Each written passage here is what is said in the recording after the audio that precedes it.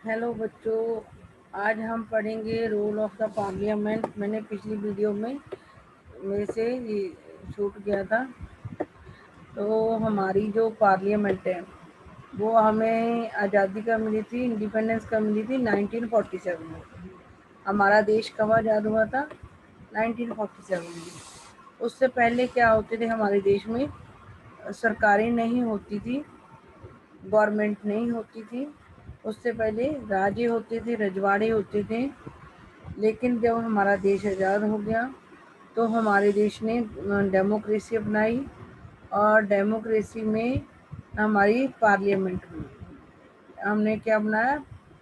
Parliamentary form of. मैंने बहुत बार पहले भी बताया, हमारे इंडिया में कौन सी फॉर्म ऑफ गवर्नमेंट है? पार्लियामेंट्री फॉर्म ऑफ गवर्नमेंट है।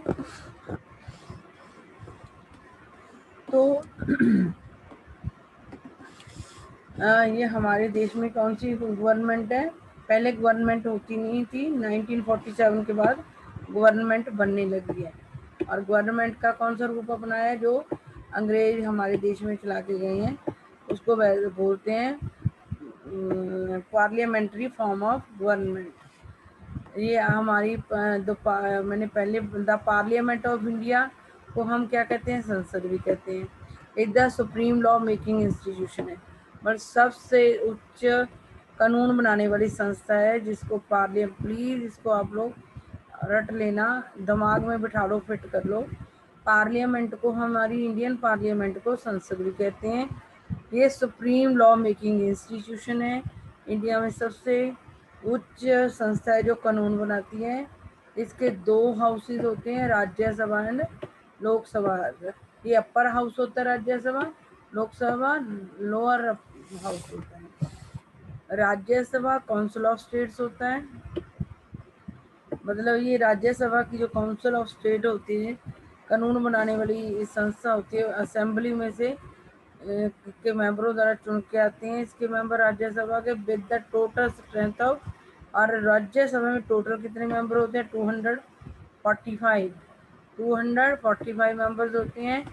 एक chaired by the vice president. और इसकी जो प्रधानगी कौन करता है राज्यसभा की? वो भी याद रखना, वाइस प्रेसिडेंट। हमारी पार्लियामेंट ऑफ इंडिया को क्या कहते हैं? संसद। और ये सबसे उच्च संस्था कानून बनाने वाली, सुप्रीम लॉ मेकिंग इंस्टीट्यूशन है। इसके दो हाउसेज होते हैं बच्चों, Rajya Sabha and Lok Sabha. Rajya Sabha council of states होती है, मतलब कि जो राज्यसभा होती है इसके मेंबर्स को राज्य की कानून बनाने वाली संस्था के मेंबर चुनकर भेजते हैं राज्यसभा में। मतलब हर राज्य से उसकी जो टोटल वो होते मेंबर्स होते हैं कानून बनाने वाली संस्था के, उसमें से एरिया वाइज मेंबर लेकर हर स्टेट से राज्यसभा में भेजी जाती हैं। हर राज्य, जो हर स्टेट है हमारी इंडिया की, उसमें से कुछ मेंबर वो हमारी जो देश को चलाने वाली पार्लियामेंट है उसके पहले सदन में भेजे जाते हैं। हर राज्य की प्रॉब्लम्स को बताया जा सके, इसलिए हर राज्य अपनी विधानसभा के मेंबरों द्वारा चुनकर कुछ मेंबरों को राज्यसभा में भेजता है। और राज्यसभा के मैंने बता दिया 245 मेंबर्स होते हैं, और इसकी प्रधानगी वाइस प्रेसिडेंट करते हैं। राज्यसभा में क्या होते हैं? काउंसिल ऑफ स्टेट्स होती है, 245 मेंबर्स होते हैं total, chaired by vice president of India होते हैं। लोकसभा हाउस ऑफ पीपल होता है, इसमें लोगों के वो होते हैं, रिप्रेजेंटेटिव होते हैं लोकसभा में। इसकी स्ट्रेंथ 545 होती है। प्रेजाइडेड ओवर बाय स्पीकर होता है। लोकसभा का स्पीकर इसकी जो मीटिंगें होती हैं इसकी प्रधानगी करती है। हमारे 1947 से पहले कोई भी गवर्नमेंट नहीं थी, राज रजवाड़े थे। और फिर जब हमारा देश आज़ाद हो गया 1947 में, तो हमारे देश के अंदर पार्लियामेंट्री फॉर्म ऑफ गवर्नमेंट बनी, पार्लियामेंट्री फॉर्म ऑफ गवर्नमेंट बनी, पार्लियामेंट्री फॉर्म ऑफ गवर्नमेंट बनी। यहाँ लिखा नहीं जाता, थोड़ा सा समझ लेना आप लोग। Form form of form of government. जब देश के अंदर डेमोक्रेसी आई तो पार्लियामेंट्री फॉर्म ऑफ गवर्नमेंट बनी। ये क्या है, जो हमारी पार्लियामेंट है वो किसको व्यक्त करती है? लोगों का जो विश्वास होता है, फेथ ऑफ द पीपल है, जो जो हमारी प्रिंसिपल ऑफ डेमोक्रेसी में लोगों का जो विश्वास है, प्रिंसिपल्स ऑफ डेमोक्रेसी में इंडियन लोगों का जो विश्वास है उसको कौन शो करता है? हमारी Indian parliament. These are participation by people in decision making process. मतलब इसमें पार्लियामेंट के द्वारा लोग क्या करते हैं? एक तो सरकार की जो डिसीजन मेकिंग होती है, फैसला लेने की जो प्रोसेस होती है उसमें हिस्सा लेते हैं, और अपनी कॉन्सेंट के द्वारा, लोग अपनी राय के द्वारा सरकार को बनाते हैं। The parliament in our system has immense powers. अगर आए why parliament has immense power, तो अब लिखोगे the parliament has immense power because it is the representative of people. ये भी क्वेश्चन बन सकता है भी पार्लियामेंट के पास, क्योंकि ये हमारी सरकार से भी ज़्यादा पावरफुल होती है। The parliament in our system has immense powers because it is the representative of the people. Election to the parliament are held in similar manner as. इसके जो पार्लियामेंट के इलेक्शन वैसे ही होते हैं जैसे स्टेट लेजिस्लेचर के इलेक्शन हो। जैसे हर राज्य के अंदर, हर स्टेट के अंदर वहाँ की कानून बनाने वाली जो स्टेट लेजिस्लेचर होती है उसकी जैसे इलेक्शन होते हैं, वैसे ही हमारे देश की जो कानून बनाने वाली संस्था पार्लियामेंट है उसके भी वैसे ही इलेक्शंस होते हैं। लोकसभा इज यूजुअली इलेक्टेड, मतलब जो लोकसभा होती है 5 साल में एक बार चुनी जाती है। वंस एवरी 5 years लोकसभा कैसे कितने होती है? वंस एवरी 5 years, हर 5 साल में एक बार लोकसभा के मेंबर चुने जाते हैं। The country is divided into numerous constituencies as shown in the map page 41। यानी जो कंट्री होता है, जब हमारा लोकसभा के इलेक्शन है, इसकी आपको सीटें तो पता है 545 होती हैं, तो 545 कॉन्स्टिट्यूएंसी में को इंडिया को उतने ही क्योंकि इसके 543 मेंबर्स इलेक्टेड होते हैं, यानी कि चुनाव द्वारा चुने जाते हैं लोकसभा के। तो उसके लिए देश को 543 कॉन्स्टिट्यूएंसीज में डिवाइड किया जाता है। Each of these constituency elect 1 person, और हर कॉन्स्टिट्यूएंसी में हर पार्टी का व्यक्ति खड़ा होता है, और जिस पार्टी के व्यक्ति को किसी भी कॉन्स्टिट्यूएंसी में ज़्यादा वोटें मिलती हैं वो मेंबर वहाँ से हर कॉन्स्टिट्यूएंसी से एक मेंबर जीत कर आता है। The candidates who contest election usually belong to different, और जो इलेक्शंस में हिस्सा लेते हैं कैंडिडेट वो अलग अलग पॉलिटिकल पार्टीज से बिलोंग करते हैं। मैंने अभी भी बता दिया, पार्लियामेंट जो हमारी देश की वो लोगों की राय को व्यक्त करती है। जो लोगों का प्रिंसिपल ऑफ डेमोक्रेसी में विश्वास है उसको शो करती है हमारी पार्लियामेंट। और पार्लियामेंट में का upper house Rajya Sabha, lower house Lok Sabha. Upper house में 233 मेंबर इलेक्शन द्वारा चुने जाते हैं। 12 मेंबर को कौन नॉमिनेट करता है? हमारे राष्ट्रपति। और लोकसभा लोअर हाउस है, हाउस ऑफ पीपल भी कहते हैं इसको। इसमें 543 इलेक्शन द्वारा चुने जाते हैं, और बाकी 2 मेंबर्स भी नॉमिनेट होते हैं। बाकी 2 मेंबर नॉमिनेट होते हैं। अगर जो ये होती है राज्यसभा के अंदर क्या होता है, राज्यसभा के अंदर, लोकसभा में और राज्यसभा, तो ये स्टेट के हर स्टेट में से राज्यसभा में कुछ मेंबर चुन के आते हैं, हर राज्य से उस राज्य की प्रॉब्लम बताने के लिए। 233 तो हर राज्य से आते हैं, कुछ 2 2 4 4 मेंबर करके, और 12 मेंबर हमारे राष्ट्रपति राज्यसभा में भेजते हैं। और लोकसभा में 543 इलेक्शन द्वारा चुने जाते हैं, और 2 मेंबरों को नॉमिनेट किया जाता है। और जो 545 में से, टोटल 545 में से जो पार्टी 272 सीट्स जीत जाती है, जब उससे ज़्यादा जीत जाती है वो जीत जाती है, और वो सरकार मेजोरिटी पार्टी कहलाती है। जो 272 से ज़्यादा सीटें जीतती है वो मेजोरिटी पार्टी कहलाती है। जैसे मान लो एक पार्टी को 120, एक को 50 सीटें और 101, तो ये मेजोरिटी पार्टी होगी 272 वाली। और 120 वाली कौन सी होगी? Opposition party. इसमें भी बता देती हूँ आपको।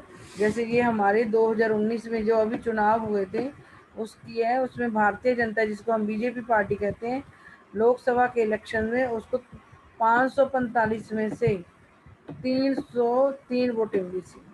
545 में से कितनी वोटें मिली थी? 303 मिली थी, तो ये मेजोरिटी पार्टी है।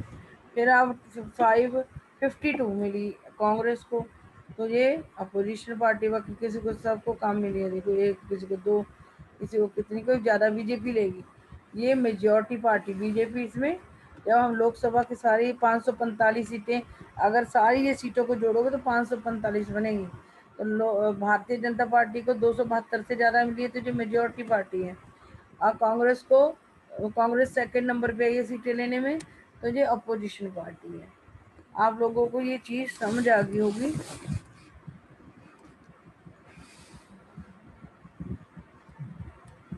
Once elected these candidate become members of, जब ये लोकसभा के मेंबर चुन लिए जाते हैं, ये याद रखना आप लोगों ने उनको।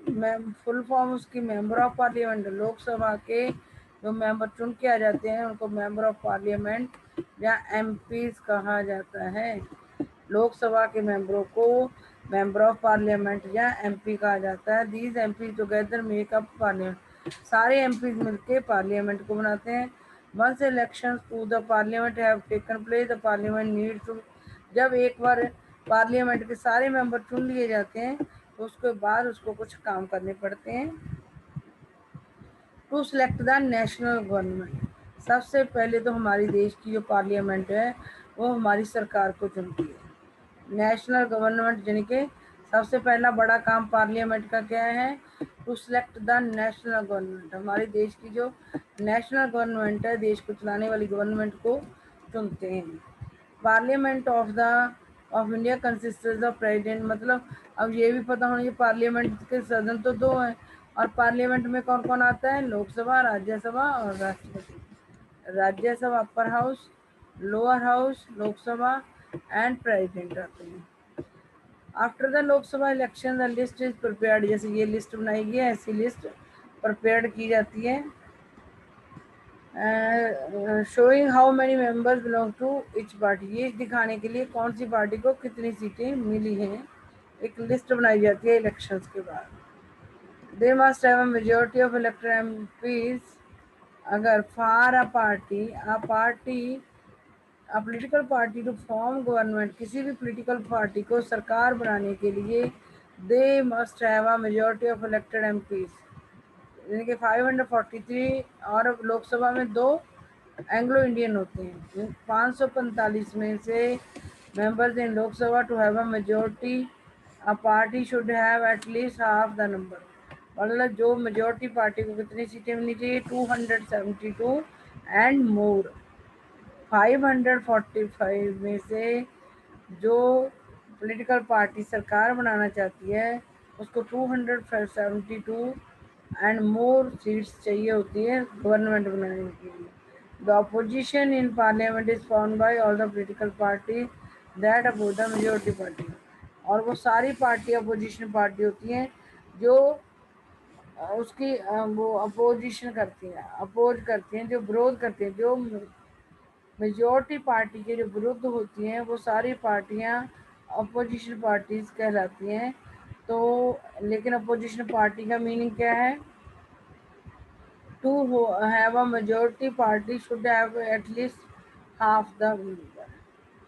अ majority party, a majority party, यहाँ से लिख लो, majority party should have at least half the number 272 members और more, ये वाला आप मेजोरिटी पार्टी का कर सकते हो। और the largest among the opposition parties is called the opposition party. The largest amongst the second largest लिख लो आप, the second largest amongst the all parties called the opposition party. Second largest party amongst all the political parties is called the opposition party. जो second largest party होती है सारी पार्टियों में से, उसको अपोजिशन पार्टी कहते हैं। One of the most important function of the, अब एक एक करके पहले लोकसभा के फंक्शन बताएंगे फिर राज्यसभा में। लोकसभा का क्या फंक्शन है? टू सिलेक्ट द, पहले इतना ही लिख देना, टू सिलेक्ट द एग्जीक्यूटिव। अगला meaning executive, the executive as is a group of persons. Executive क्या है? ग्रुप ऑफ पर्संस है, लोगों का ग्रुप है। Who work together to implement the laws. और ये क्या होता है? एग्जीक्यूटिव का मीन पक्का करना, इम्पोर्टेंट है ये। एक ग्रुप ऑफ पर्सन होते हैं, हु वर्क टुगेदर, जो इकट्ठे काम करते हैं लॉज को इम्प्लीमेंट, लागू करने के लिए। Implement the laws made by the parliament, parliament द्वारा बनाए हुए कानूनों को लागू करने, इम्प्लीमेंट करने में एग्जीक्यूटिव को सिलेक्ट कौन करता है? लोकसभा सिलेक्ट करती है एग्जीक्यूटिव को। आगे एग्जीक्यूटिव पार्लियामेंट द्वारा बनाए हुए कानूनों को लिखकर इम्प्लीमेंट करता है। This executive often what we have in mind, और ये एग्जीक्यूटिव वही होती है जिसको हम असल में सरकार समझते हैं। इतना ही याद कर लेना चाहिए, ये मत करना, ये लाइन मत करना, बस ऊपर यहाँ तक। One of the most important function of Lok Sabha to select executive, ताकि ये भी मत करना जो रीड वाला भी, बस। The executive as, the executive is a group, as भी नहीं करना आपने। The executive is a group of persons who work together to implement the laws made by the parliament. आगे पढ़ते हैं। The prime minister of India is leader, और उसके बाद हमने लोकसभा का बता के कहा, prime minister of India is the leader of the ruling party in the Lok Sabha. Lok Sabha के अंदर जो रूलिंग पार्टी या मेजोरिटी पार्टी होते हैं उसके लीडर को प्राइम मिनिस्टर कहते हैं। ये भी लोकसभा के कामों में आ गया। लोकसभा के जो रूलिंग पार्टी या मेजोरिटी पार्टी का लीडर होता है उसको प्राइम मिनिस्टर कहते हैं। लोकसभा में रूलिंग पार्टी या मेजोरिटी पार्टी के लीडर को क्या कहते हैं? Prime minister of India. ये लोकसभा में, एक तो लोकसभा क्या करती है? एग्जीक्यूटिव को सिलेक्ट करती है। एक प्राइम मिनिस्टर भी लोकसभा में से आता है, वो मेजोरिटी पार्टी का लीडर होता है। फ्रॉम द एमपीज, उसके बाद जो एमपीज होते हैं, जो एमपीज होते हैं लोकसभा के, उनको प्राइम मिनिस्टर सिलेक्ट करते हैं। फिर जितने भी वो उनकी प्राइम मिनिस्टर की पार्टी के एमपीज होते हैं, मेंबर ऑफ पार्लियामेंट होते हैं, उनमें से कुछ मिनिस्टर्स को प्राइम मिनिस्टर सिलेक्ट करते हैं डिसीजन लेने के लिए, डिसीजन लागू करने के लिए। दीज मिनिस्टर देन टेक, ये वाला अगर आप कर लो तो ठीक है, नहीं कर पाओ तो नहीं। बस पहले पहला वर्क क्या है लोकसभा का? टू सिलेक्ट द एग्जीक्यूटिव, फिर एग्जीक्यूटिव का मीनिंग याद करना है। और दूसरा काम होता है the prime minister of the India is the leader of the ruling party in Lok Sabha. ये दूसरा काम होगा, दो काम। और ये आपने ये बात याद करना है, the prime minister select minister to work with her to implement decision. ये याद कर लेना आप लोग, बस दो ही काम है। पहले लोकसभा का काम आए to select the executive, the prime minister of India is the leader of the ruling party in Lok Sabha. और ये बाकी देख लेना कि वो प्राइम मिनिस्टर हमारे कुछ मेंबर्स को चुनते हैं जो प्राइम मिनिस्टर की हेल्प करते हैं डिसीजन को इम्प्लीमेंट करने में। ये दो काम हो गए, पहला पार्लियामेंट में लोकसभा के काम बताने हैं। Often times in recent past it has, मतलब इट है आजकल, टूडे भी लगा के भी कर सकते, टूडे ज़्यादा लंबा ना लिखा जाए तो टूडे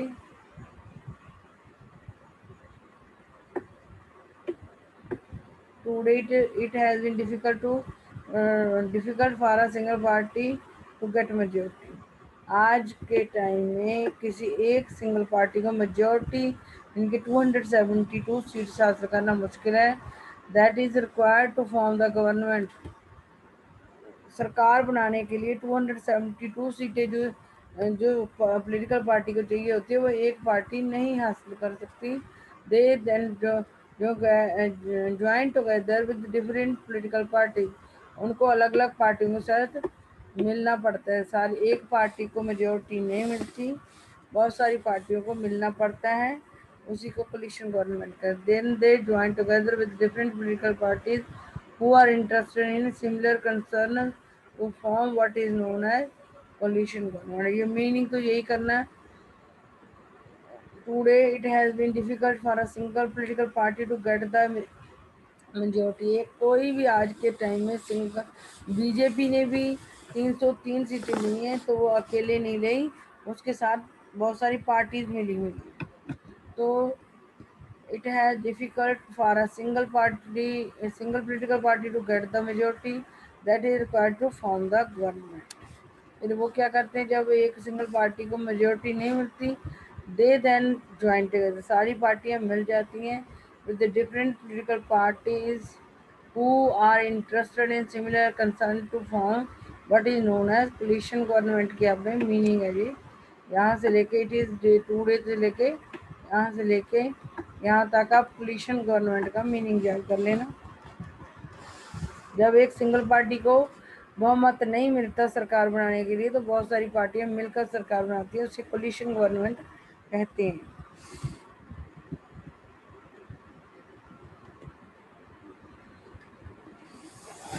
ये पढ़ते राज्य से, अब राज्य पहले हमने लोकसभा क्या कहते हैं, to select the executive and the prime minister is the leader of the ruling party और majority party in the Lok Sabha.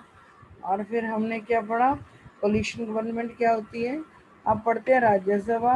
Function primarily as the representative of the states of India in the parliament. ये राज्यसभा क्या होती है, functions primarily as the representative of the states. Rajya Sabha कैसे काम करती है, is भी लगा सकते हैं, Rajya Sabha is the representative of the states of India in parliament. Functions primarily नहीं लगाना तो ना लगाओ। The Rajya Sabha is representative of states, is लगा के भी कर सकते हो आप।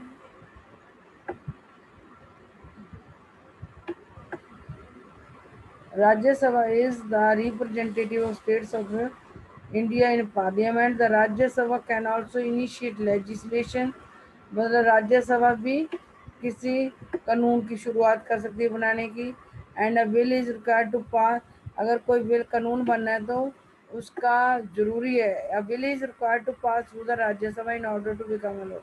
और राज्यसभा के लिए जरूरी होता है कोई भी लॉ जो बिल है वो राज्यसभा द्वारा पास होना जरूरी है कानून बनने के लिए। It therefore has an important role of reviewing and altering the laws initiated by Lok Sabha. मतलब कि लोक राज्यसभा को इम्पोर्टेंट रोल प्ले करती है reviewing and altering the laws initiated. Lok Sabha द्वारा जो कानून बनते हैं, अगर उनके अंदर कोई चेंज करनी होती है तो लोकसभा इसमें महत्वपूर्ण भूमिका निभाता है। द मेंबर्स ऑफ राज्यसभा, अगर बिल लोकसभा में पेश किया गया कानून बनाने के लिए, अगर राज्यसभा को लगता है तो उसमें चेंज होनी चाहिए, तो वो राज्यसभा कह सकती है चेंज करने के लिए। The members of Rajya Sabha elected by the elected members of legislative assemblies of various, जो लेजिस्लेटिव असेंबली के मेंबर होते हैं वही राज्यसभा के मेंबरों को चुनते हैं। ये 233 मैंने पहले ही बता दिया, इलेक्शन द्वारा जीत कर रहे हैं आते हैं। और 12 members are nominated by the president, ये 12 मेंबर हमारे प्रेसिडेंट नॉमिनेट करते हैं। मेन अब आ गया, पहले हमने लोकसभा और राज्यसभा का पढ़ा, लोकसभा के अलग कार्य पढ़े, अब पूरे आ गए। ये पार्लियामेंट क्या करती है, to control guide and inform the government. अगर पार्लियामेंट के काम आ जाए, to control guide and inform the government. The parliament while in session begins with the question hour, मतलब पार्लियामेंट में जब सेशन शुरू होता है पार्लियामेंट का, वो क्वेश्चन आवर से शुरू होता है। 1 घंटे में क्वेश्चन पूछते हैं, जो एमपीज होते हैं वो गवर्नमेंट से क्वेश्चन पूछते हैं। The question our is an important mechanism through which MPs can elicit information about the working of government. मतलब ये ऐसा घंटा होता है जिसमें इसमें ये ऐसा मैकेनिज्म है जिसके द्वारा जैसी ऐसा मेथड है पार्लियामेंट में क्वेश्चन आर होना, क्वेश्चन एक मतलब क्वेश्चन पूछने का जो प्रोसेस है उसमें जो एमपीज होते हैं पार्लियामेंट के वो करते हैं वर्किंग, गवर्नमेंट की वर्किंग के बारे में इंफॉर्मेशन कलेक्ट करते हैं। This is the very important way through which a parliament control, question hour के थ्रू ही ये इम्पोर्टेंट रोल प्ले करती है parliament to control the executive. By asking question the government is alerted to, जब MP question पूछते हैं parliament में तो सरकार को अपनी कमियों को पता लगता है। And also comes to know the opinion of the, और सरकार लोगों की ओपिनियन भी पार्लियामेंट के द्वारा जान पाती है through the representative in the parliament. MPs asking questions of the parliament of the government is the crucial task for every MP. सरकार से कानून क्वेश्चन करना हर एक जो एमपी होता है उसके लिए क्रिटिकल रोल होता है उसका। द पोजीशन मतलब क्रूशल, जो एमपीज क्वेश्चन पूछते हैं ये क्रूशल टास्क होता है एमपीज के लिए। The opposition party play a critical role in the, जो अपोजिशन पार्टी होती है वो कैसी भूमिका निभा सकती है हेल्दी डेमोक्रेसी लाने के function, healthy functioning of democracy लाने में हेल्प कर सकती है। The highlights drawbacks in various policies and programs of the government and mobilize popular support in for their policy. The highlight drawbacks in various policy, जो policy और program सरकार बनाती है उसके जो कमियां होती हैं वो पार्लियामेंट बताती है। And mobilise public support to their over policy. बस इतना याद करो कि जो उसकी पॉलिसीज और प्रोग्राम्स होते हैं तो उस सरकार के उनके जो कमियां होती हैं वो सरकार बताती है। और इस तरीके से जो मतलब जो भी उसके लिए वो करता है सपोर्ट हासिल करती है सरकार भी और अपोजिशन पार्टीज को भी। जब हाईलाइट की जाती है पॉलिसीज और प्रोग्राम्स के जो ड्रॉबैक्स होते हैं ऑफ द गवर्नमेंट, तो उसको फिर अच्छी सपोर्ट मिलती है सरकार को भी और लोगों को भी। तो आज हम इतना ही पढ़ेंगे क्योंकि एक बच्चे पूरे फंक्शन हो गए। और हमने पहले एक बच्चा कह रहा था कि मैडम हमने उसका रोल ऑफ पार्लियामेंट नहीं पढ़ा, तो आज मैंने पढ़ा दिया है।